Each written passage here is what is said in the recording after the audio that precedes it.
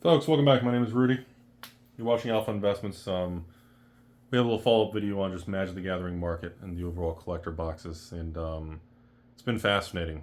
The biggest swings we've seen are going to be things like the Assassin's Creed price erosion back down to like $240 a box, and then we've seen like the Fallout collector boxes drop 100 from like 600 back to like 500 a collector box, and then we get absolutely insanity with Lord of the Rings Holiday Special, the most hated box at release, the most shilled, attacked, blah blah blah item, hits all-time high.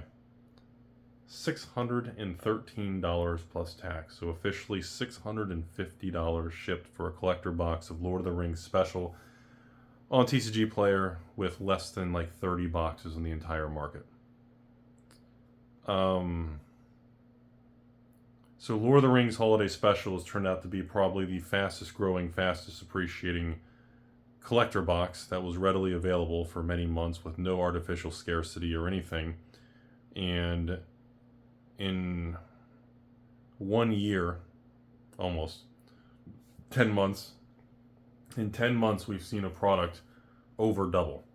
I remember selling this to patrons for $2.99, $2.89, and if you bought a lot, down to like $269 for a box. And now to see it over 600 in less than a year is a truly black swan amazing situation to witness in real time. And this is a situation where even the serialized poster cards and everything, there's like none available. You go on TCG Player, most of the cards have none in stock. You've got the One Ring continuing to hit all-time highs, and God help you if you hit a One Ring foil poster serialized card. God help, oh my God, congratulations on hitting the lottery. You know,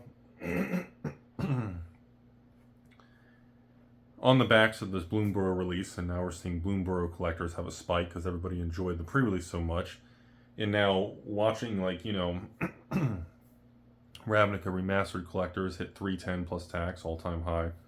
Obviously Ixalan collectors at like 320, 330. Wildsville Drain collectors over 300 a box. And of course, even the Doctor Who finally starting to move on those collector boxes, starting to dry up and uptick and hit new highs. And obviously Fallout's still even off the highs, but still it's 500 plus a collector box. It's crazy. This reinforces to everybody. In the long run of these things, time in the market has a funny way of pricing and humbling and really generating a lot of humility to kind of stand back and go, huh? Because, I never in a million years thought we'd see Lord of the Rings Holiday Special boxes at $650 with tax and shipping on TCG Player in less than a year. Like, if somebody had told me that 6 months ago, I would have just thought they were the biggest Timmy dumbass I've ever seen. We all expected the Fallout thing. We all expected certain things, but Ixalan, from the beginning was never really met with a lot of hype and excitement and negativity, no serialized cards, blah, blah, blah. I think the king and the breaking point was obviously Ravnica Remastered in December and January of 2023, 2024, or December 2023, January 2024. And that was such a unique moment in Magic history to watch the market and everyone's attitude hit full bottom of the barrel, of what can this set offer? Everything's reprinted. This is a terrible product. And to see like peak group thought of what everyone thought was going to happen. And Ravnica Remastered collector boxes will still go down in history as the most mispriced, inaccurately received product I've ever seen at release. And Lord of the Rings Holiday Special boxes are starting to make a kind of maybe number 2 or try to push for number 1 as one of the biggest wild price swings, and just what a story. And one of the reasons we make these videos is to make sure that as we move forward in history and get more years under our belt and we leave some of this stuff behind in the past, that it's important for everybody who's joining Magic now or joins in a year from now, to be like, wow, Rudy, why is that Lord of the Rings holiday box $650? Like, what happened? I don't understand what's going on. And you have these moments where, can you imagine like a decade from now, in 9 more years, when like a Lord of the Rings holiday box is 10 years old, and like, are there going to be any left? Like, what's the price of them going to be? Are people going to buy them for $1,000, $2,000 a box? You know, everybody said Fallout was going to be the first $1,000 collector box. Even I said that. And now it looks like Lord of the Rings Holiday Special is in the lead to be the first $1,000 collector box, which is something that all of us would have gotten wrong. And it's definitely a serving of humble pie, and definitely a very humbling moment to see how no matter who we are and no matter how confident or bearish we are, the market is going to do what the market's going to do. And when the market start repricing things and the market shifts and when things change, the market is going to set the price. No matter how much you think Rudy controls the market, your local LGS, a specific distributor, you know, the market as a whole is going to kind of set it straight for everybody. And this is a very fascinating, humbling moment for me to kind of watch it all. And the best thing I could say for a lot of you all out there is, if you have the time, go back 10 months from now on this YouTube channel.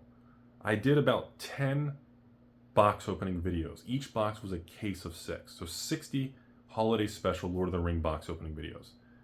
And the best thing I can tell everyone out there, and if you don't have time, I'll tell you anyways, but take 30 minutes or even 10 minutes. Go back and find when I was doing Lord of the Ring box openings of these holiday special in 10 months ago, and look at the conversation in the comment section. Find the old social media posts from MySpace and Ashley Madison and Facebook and Tinder and Grindr and Reddit and Discord. Find the posts and look at what the internet lab coat scholars and everybody was pitching and discussing, and sit back and just absorb it and learn from it and try to understand what everybody was using their emotions and spewing their keyboard warrior stuff online. And now, and block out today, $650 box, block that out. But try to put yourself back in that and ask yourself, in that moment, what did everybody miss? Were all those attitudes and everybody believing that way, were they blinded by anger against Hasbro and Wizards?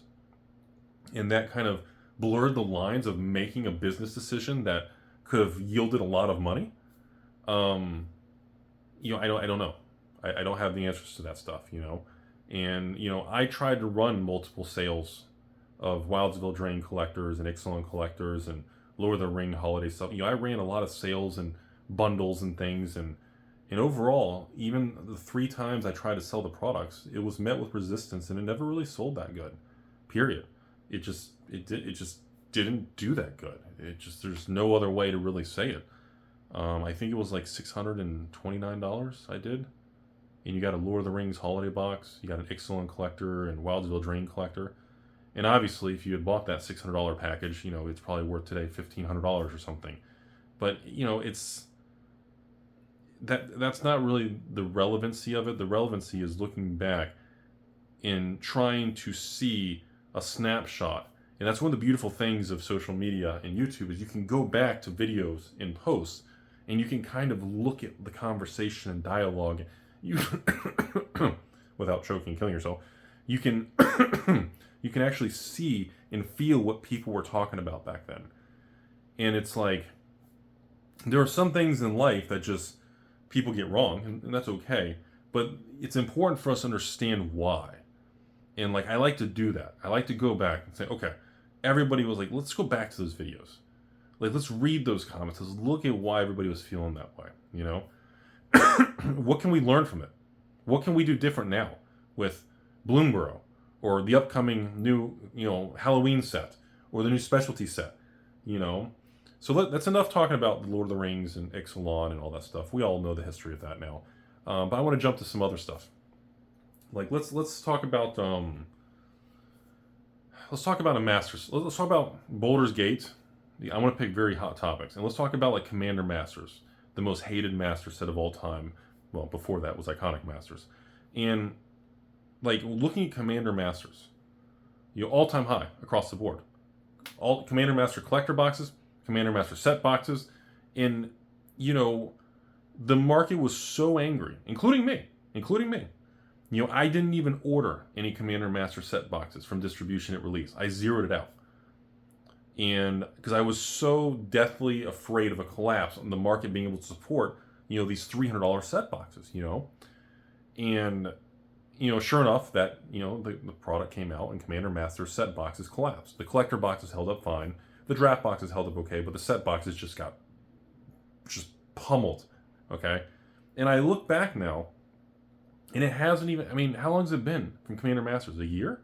Let's just round it to an even year. It's been an even year. And to see, like, Commander Masters collector boxes, through the crash, get just drawn down in price, and the market gets flushed out, the market runs out, and the bear market ends, and the most hated master set just vacuums straight back up. Commander Master collector boxes go from a low of, 120, 130, 140, back to 150, 60, 70, 80, 90, nope, 200 now, up 210, 220, 230, and it's just like, whoa. And, we see this history repeat so many times. This isn't like a one-off thing, and that's why I'm discussing this, and I've discussed it in videos in the past, and this isn't a new topic. Like, now let's pause there. Let's jump to Baldur's Gate. Commander Legends 2, Baldur's Gate. The other infamous boom, bust, collapse, drama, wiped out store. It was a very tough time in the Magic world. Was that 2 years ago now? And I look back at Commander Legends 2, let's just call it Baldur's Gate. And let's look at the collector boxes. Because draft and set boxes are essentially $100 boxes now, right? Baldur's Gate draft and set, I struggled to sell them. My patrons kind of rejected them. You all didn't really want them. The box, everything about it was very just met with Wizards kind of made a bad product, Rudy. Everybody's rejecting it. And yet now, in what I consider a small time frame, again, in the grand scheme of life, in time, the universe, human lifespans, and 12-month, 24-month time frames are not long time frames. In the world of finance, when you're talking mutual funds, retirements, and time horizons, everything's in decades. When you're working your job and you're doing just enough work to not get fired from your manager, you're putting money in your 401k and the company hopefully is matching for you, and you're putting money in your S&P 500, and you're supposed to be doing this for 40, 50 years till you're in your 60s or 70s, right? We're talking 30, 40, 50 years for investments into the SPY, the S&P 500, and with this stuff, we talk about, oh, look, Rudy, Assassin's Creed came out, it's been up for a month, it's back down to $240 a box, it's collapsing. Assassin's Creed still did very well. It is deemed a successful release. And even the Beyond boxes that are supposed to be going to $0 and $50 are still, they're still doing fine. And it's one of those things where we may not be happy with it, but it still did well. And, the time horizon of the stuff, now, we the Commander Masters, the collector box, back to 220. Now back to our Baldur's Gate now. I know I'm jumping around. I apologize. Baldur's Gate collector boxes. Okay? Baldur's Gate collector boxes. 205 plus tax on TCG Player. I swear it was yesterday. Those things were 160, 170. They are 205. They are 220 shipped for one box on TCG Player if you place an order right now. It's, that's how quick, but yet slow. But that's just how time can be very deceptive. And I think that's something that we need to really give more credit for. These things and all of these gears and all of these components and products and cards and boxes, they are going to move and they are going to do what they're going to do. And sometimes we all lose track of that, well, once again, Magic has proven to us how powerful of a brand it is. It is incredibly powerful and incredibly successful in 2024. So, let's put it this way.